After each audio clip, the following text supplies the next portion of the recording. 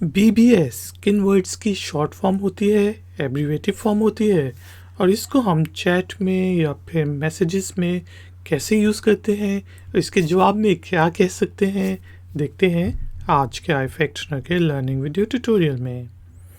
तो BBS का meaning है बी बैक सून।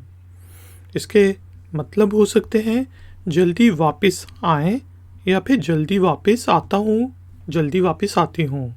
तो अगर मैं चैट कर रहा हूँ किसी से और मैं लिखता हूँ BBS, तो इसका मतलब है मैं अभी जल्दी वापस आता हूँ।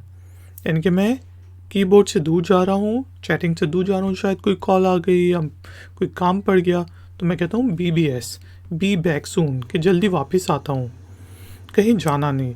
तो आगे से आप लिख सकते हैं sure I am waiting for you, बिल्कुल मैं आपका इंतज़ार कर रहा हूँ। या फिर आप कह सकते हैं टॉक टू यू लेटर, आपसे बाद में बात करता हूँ।